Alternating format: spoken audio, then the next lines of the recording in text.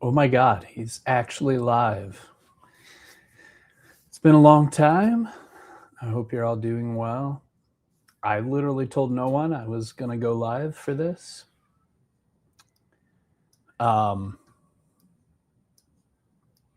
Just give it a minute.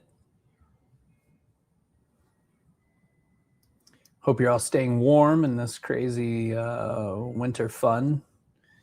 That's what I'm trying to do. I'm working on my Jeep when I can, normal work. Family and kids are doing good. Hey, Shabugs, how are you? I know, right? What's going on with this?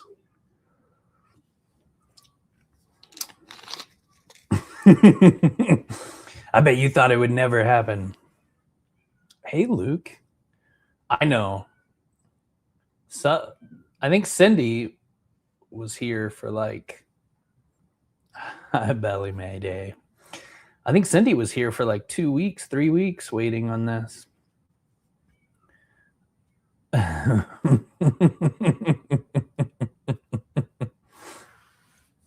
Luke's on top of it.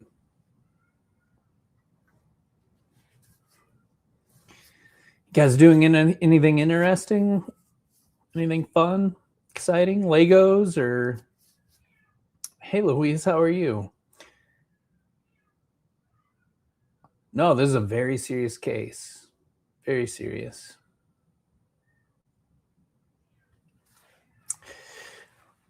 I know. It's the old man, I don't want to cut my hair anymore style. I don't know what to do, and I'm old, and it's my last chance at hair. Hey, this is better. But I'll probably get some business haircut or something. I don't know. Who knows? It's just life. Been playing a video game from my childhood called Parasite Eve. Fiend has the long hair. Yeah, but Fiend's like shredded and you can get away with it. So I'm frustrated. Are you? Why? Don't need to be frustrated.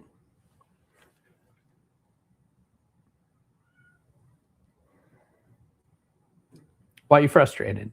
Because I hate Rick's attorneys. Oh, fair enough.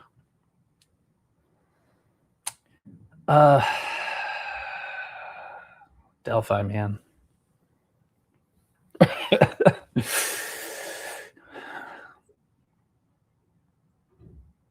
Hey, Jamie. Yeah, who knows? I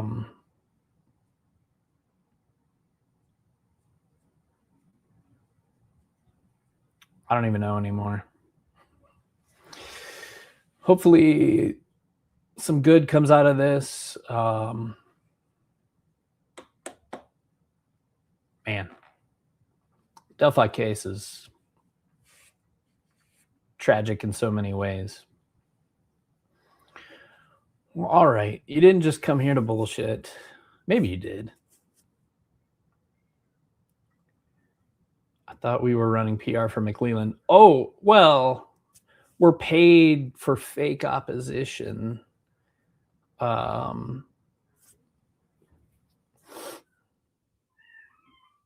That's how I'm funding my Jeep, of course. The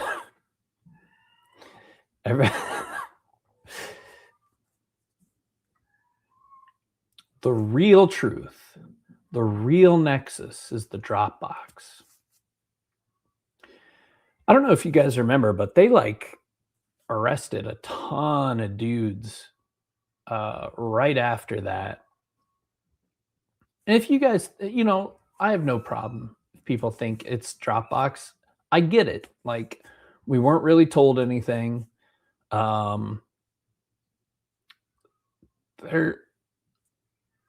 don't really know what the hell happened.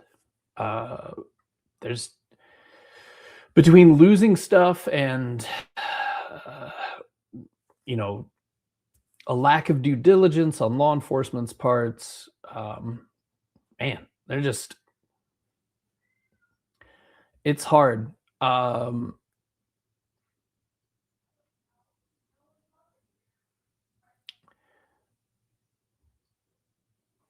think our biggest asset really is All Eyes and her extreme organization and everyone that helps her with stuff.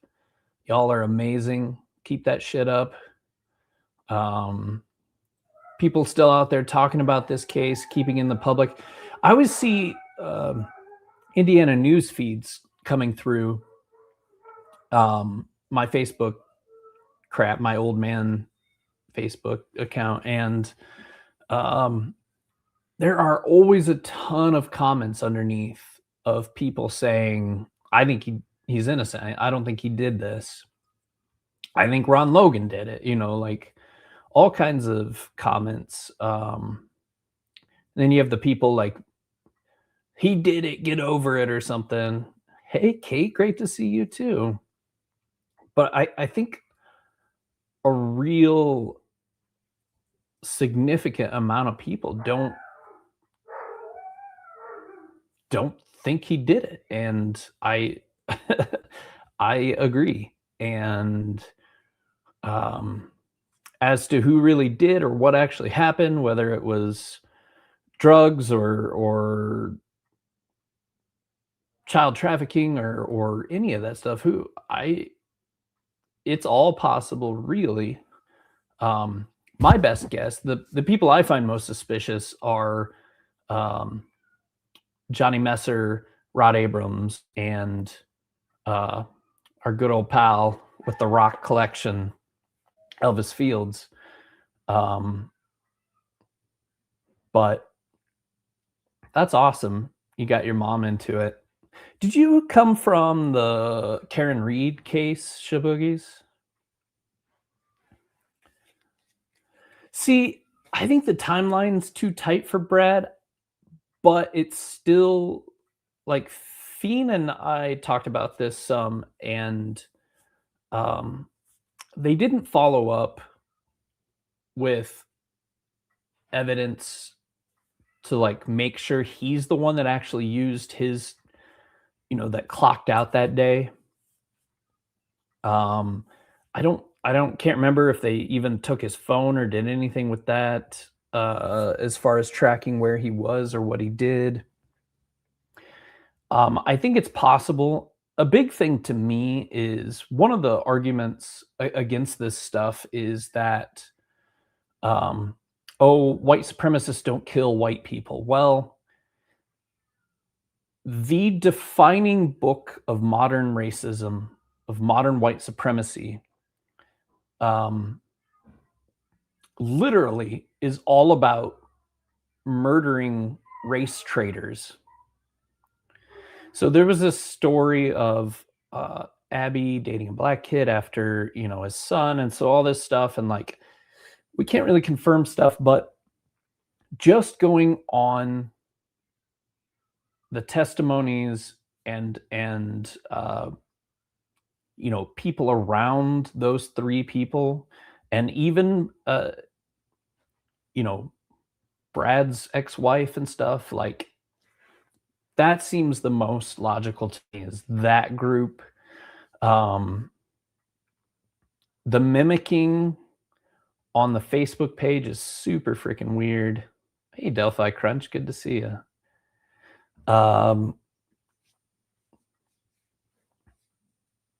Like and then we later find out that the experts were like, yeah, this is there's something wrong here. And a lot of people have been screaming that, that have expertise in this. I saw one the other day where he was like, these aren't like runes, but they very well could be bind runes. They seem very purposeful. And that was my whole thing, is it seemed very purposeful. Hey, Ricky Bay, was it Abby? I thought it was Anna after she did it. It could be. I might just be remembering wrong, of course. Or maybe both stories were going around or something.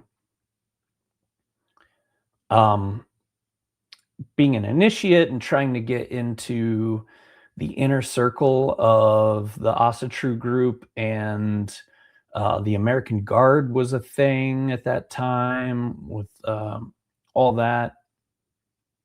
So I think it's as plausible as anything else. Hell, maybe even Ron Logan was involved. There's weird stuff with that. Like he his phone was in on the trail. His phone was, yeah, phone accuracy can be off sometimes. It's like, I don't know, but we didn't even get to hear like any kind of expertise on the accuracy of that or anything about Ron Logan. So I don't know. It's weird until this, you know, until more stuff happens. Right? There were those 3 kids that were in the around the crime scene, the 3 dudes, who were at least in the area, and they ruled them out somehow. I'd like to hear why they were able to rule them out, different things. Um,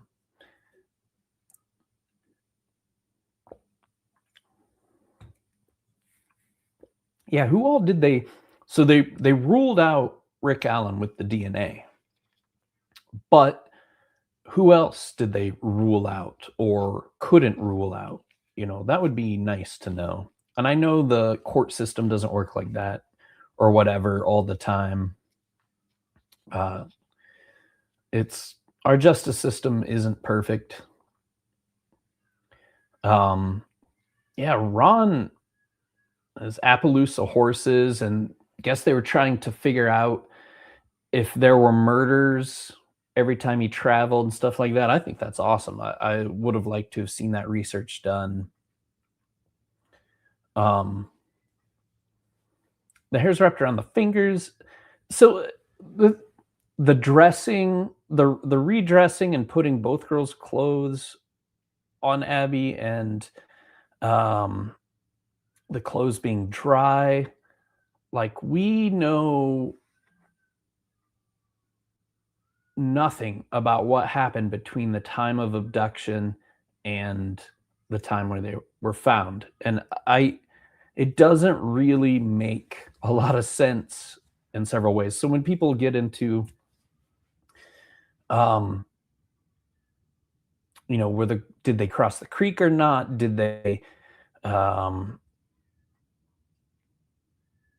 I don't know how Brad, when he came home, didn't see anything, because one time when I was out there standing at the crime scene, at the edge of, you know, the creek there, getting ready to cross, he drove around and he looked right fucking at me and started like yelling, and I hightailed it out of there so I knew I could outrun Tobe.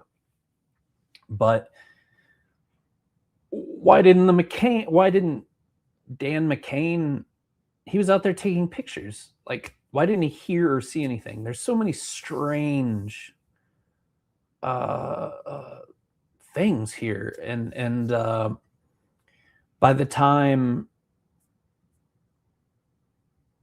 you know, other people came, and like Daniel Pearson, they walked under the bridge and stuff. They didn't hear or see anything. Um, it's also odd, and just the timing alone is so tight and crazy, absolutely nuts. So I know this isn't a Delphi show, but we're all Delphi people and we like to talk about it. I get mad when I think about while Richard Allen was confessing, no one asked any follow-up questions. Even the psychologist who's obsessed with this case and watched all these YouTubers like Gray Hughes and stuff didn't even think to like ask more questions, right? And Michael Osbrook explained like maybe she technically could, but she did a lot of things that were ethically questionable, wouldn't you, just out of curiosity, want to ask more questions about this crime flow that just doesn't seem to make sense? Like, when did he make him undress before they crossed the water? If they crossed the water, so I don't know. It's infuriating.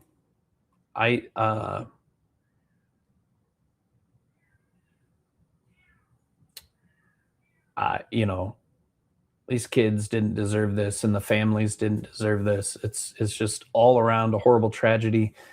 I wish they would have allowed experts to do expert things. Let them in, let them do what they know how to do. I wish they wouldn't have lost so much stuff. I don't know. All right, let's get into the real stuff here. I want to start with talking about narcissism. So, everyone is narcissistic to some degree, okay? If we weren't, we would just die of starvation and stuff like that, or whatever. We wouldn't self-care, we'd have dirty hair, things like that, or whatever. But there's a big difference between narcissism and narcissistic personality disorder. So let me share here. Ooh, it's share time. I'm rusty AF. Oh, I have to open system settings. There we go. Undo this. Uh-oh.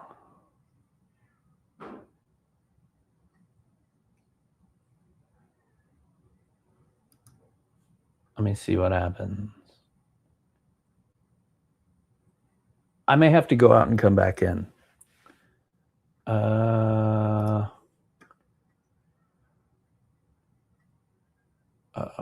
Okay, maybe not.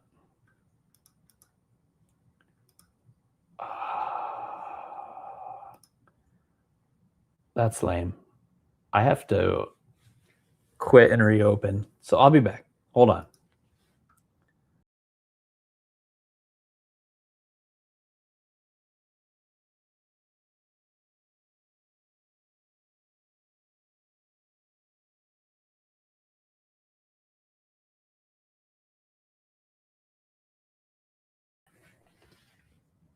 Hello. That was quick. Not bad. Anyway, can you hear me? Am I back? We'll share the screen now.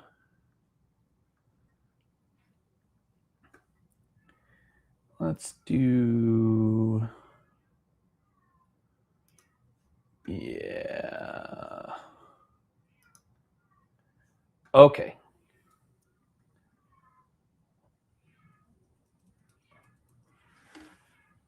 My plus isn't working. So this is the DSM-5. It's not 5.1. What's this looking like here? Let's switch between this and this. Let's go like this. Actually, let's go like this.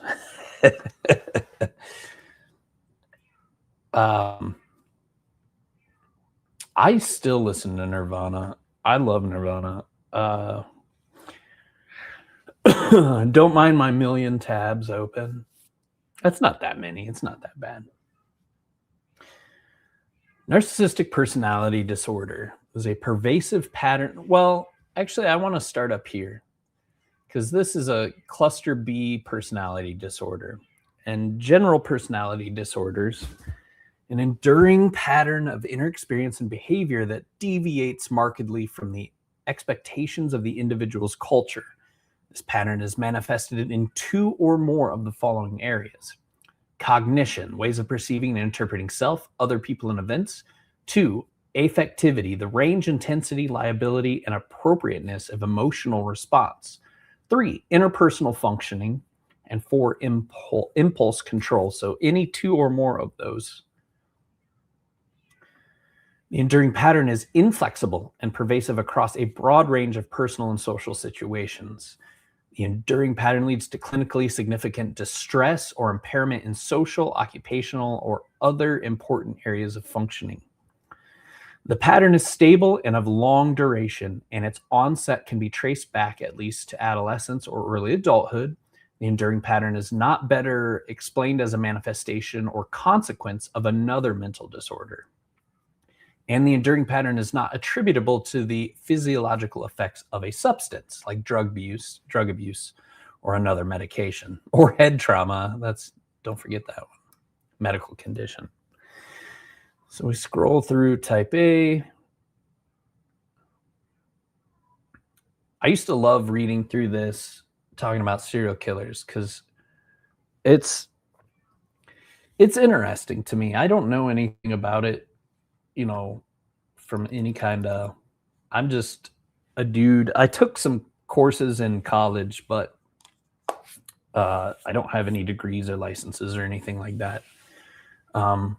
We hear this term a lot. A lot of people are like, "Oh, but there probably are a lot of narcissistic people," and it's a sliding scale, of course. But real NPD is a whole other level. So the grandiosity in fantasy or behavior, need for admiration, lack of empathy, beginning by early adulthood and present in a variety of contexts, indicated by 5 or more of the following. Has a grandiose sense of self-importance. So they exaggerate achievements and talents, expect to be recognized as superior without commensurate achievements. They're preoccupied with fantasies of unlimited success, power, brilliance, beauty, or ideal love. Believe that he or she is special and unique and can only be understood by or should associate with other special or high status people or institutions. Requires excessive admiration, has a sense of entitlement. So unreasonable expectations of especially favorable treatment or automatic compliance with their expectations. Is interpersonally exploitative, takes advantage of others to achieve their own ends. Lacks empathy, is unwilling to recognize or identify with the feelings and needs of others, is often envious of others or believes that others are envious of them, shows arrogant, haughty behaviors or attitudes. I love the word haughty. It's a good word.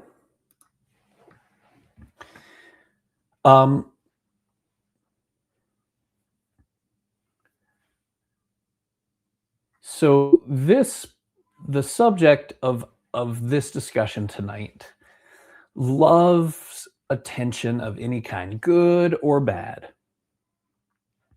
And people rubberneck this kind of stuff. They just do. It's super fascinating to a lot of people to watch from the outside until it affects you, right? Until it's part of your life. So there is a way to deal with a narcissist, and it's called gray rock approach. So the gray rock method, it's a technique in which a person does not respond emotionally to attempts to be manipulated by someone who is controlling or narcissistic. Instead, one acts like a gray rock, dull and boring. By being emotionally detached from the narcissist, one weakens their attempts, causing them to become uninterested in the pursuit because it removes what the narcissist wants: full attention. We've all experienced this. These people are around, but it can become very dangerous at times and even fatal, right? So I think it's if you're in a relationship with someone like this, Dr. Ramani has some really good kind of tips about this that I think are important to share and talk about. There are a couple of phases. Preparation and safety. So identifying it, like I said earlier, we all have some level of narcissism, but um, where it just makes your life a living hell is a different thing, or you actually fear for your life. So preparation and safety is the first step. Create a safety plan. If you fear retaliation, prepare a plan that includes a safe place to stay, important documents, and financial independence. Gather evidence, document the instances of abuse, which can be crucial for legal proceedings, or to remind yourself of the reality when you feel tempted to return. Secure finances and tech. Open new private bank accounts, change passwords, and secure your phone. Build a support system. Confide in trusted friends and family, or even a therapist who understands narcissistic abuse. Now, for the breakup and exit, the most effective is to go no contact, which can be difficult, but block all phone numbers, social media, and email addresses. Avoid emotional confrontation. Do not expect closure. A narcissistic partner will likely manipulate or invalidate your feelings, making a direct, calm, and firm exit more effective. Be direct and brief. If you must communicate, keep it brief and unemotional. Gray rock. Or use a mediator. Do not engage in arguments, because that gives them all the attention they want. Do not take the bait. Just walk away. The final phase is the post-relationship recovery. Allow yourself to grieve. You are grieving the loss of the relationship and the illusion of who you thought you were. Remove temptation. Remove items that remind you of them and avoid looking at their social media. Focus on self-care. Rebuild your self-image and mental health through therapy and focusing on your own needs. Resist hoovering. Be prepared for the narcissist to try to pull you back in with promises of change. Stand firm in your decision to leave.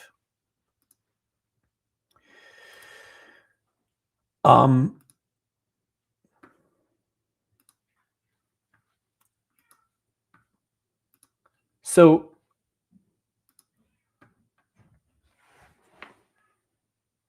narcissistic supply. When you work like for a narcissist, it's pretty hardcore. But luckily it's pretty easy to just get another job, quit, move on with your life. Not sometimes, I mean, of course. But the case I'm talking about today is Jodi Arias.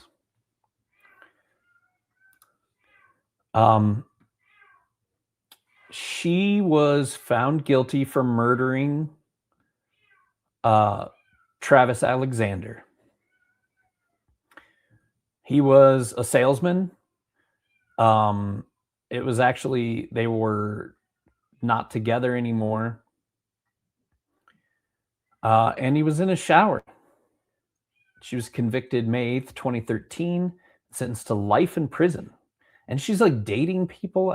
Didn't she get married or something? Like something crazy? He had 27 stab wounds, a slit throat, and a single gunshot wound to the forehead. She testified that she killed him in self-defense. This is the craziest part of it. But the jury saw right through it. They couldn't decide on the death penalty or not. There was a deadlock on that. So, but she was sentenced to life in prison without the possibility of parole. It's a pretty violent death of self-defense. And I remember this case, like, it was so weird how she acted. and just thought nobody, you know, she thought she was believable or something. Like, it's nuts, the amount of self-delusion. She blamed it on an actual illegitimate third party.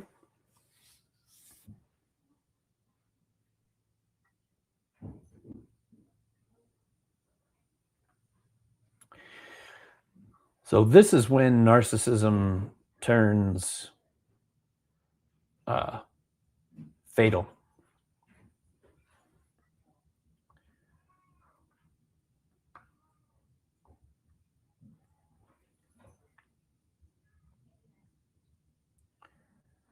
Holy shit.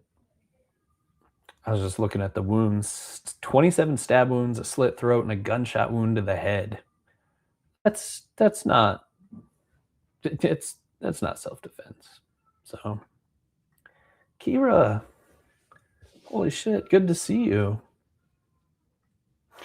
Yeah, so there were photos of, like, he went missing, right? Um Basically, and when they found him in his phone, there were pictures, like, all throughout the day, and then there were pictures of him, like, dead. I never looked up the pictures, but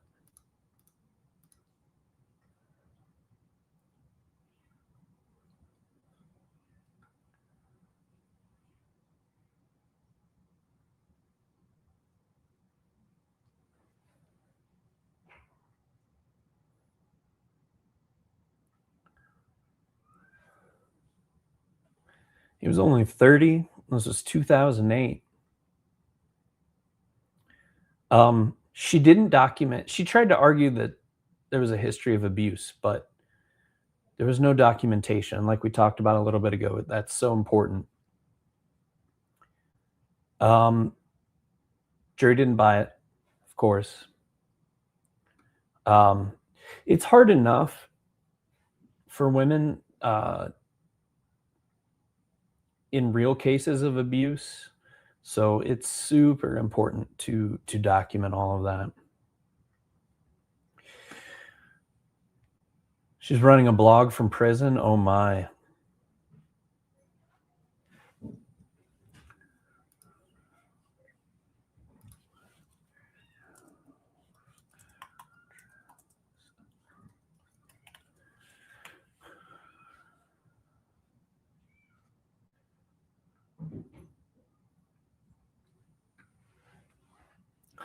Whoa.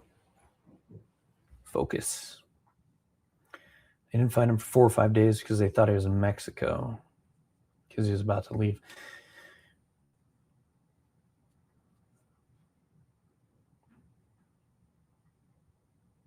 The blog is called If I Did It, like OJ. Good Lord. I read that book, OJ's book. You know, that's a crazy case. I think he was covering for his son, but that's just me.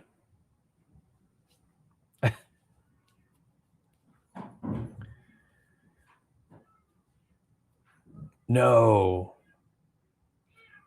It's a weird mock. See, OJ was probably definitely a narcissist. I mean, yes, he was. It just, come on. Good Lord.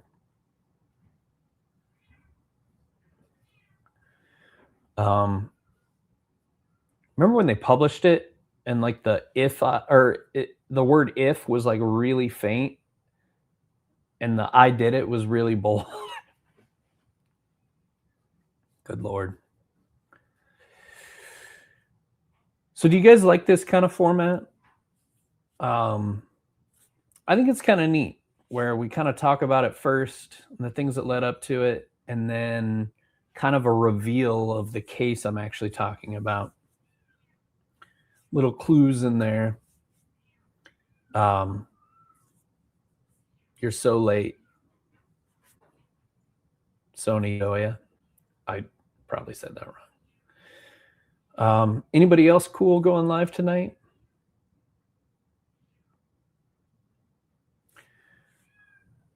You may not get another live out of me for like another year. We'll see. I'm busy gray rocking.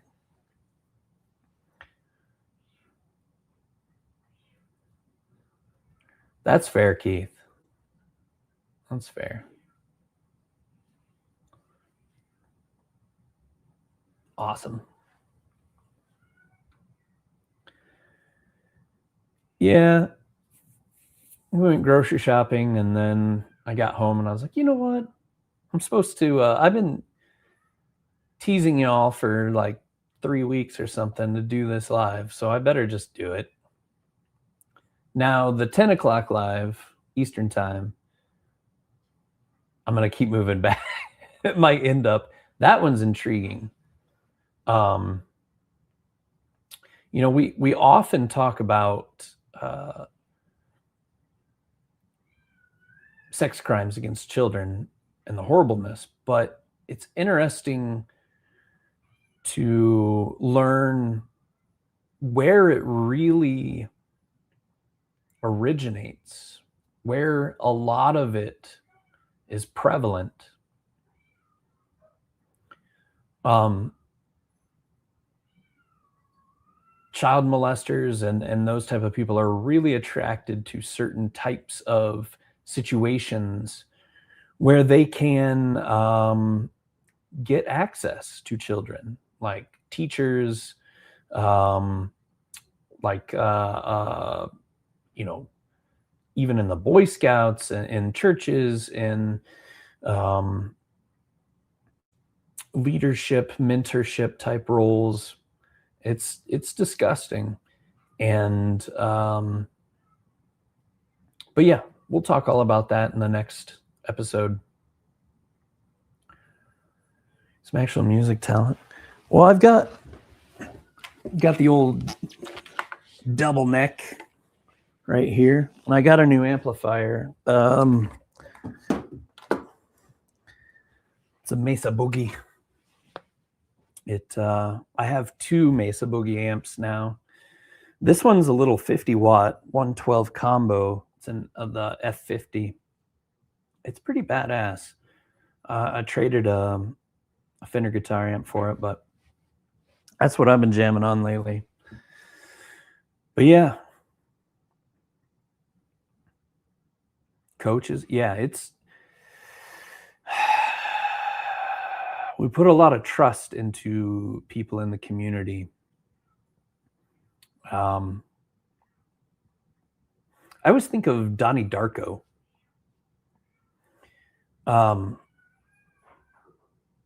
Like that whole movie is there's a couple themes there, but like the big one is that guy that's like trying to come in, you have fear in your heart and stuff, and then he ends up being a pedophile, and like Donnie actually, like, because he's like, this is all fake and bullshit, and then that guy's like a weirdo to him, and then so he goes into his house and sets it on fire, and it uncovers what he really was, and then that fucking school counselor like destroys her. Anyway, go watch that movie, and that's your homework for the next episode. All right, you guys are awesome. I have no clue what I'm doing here, but we do it anyway.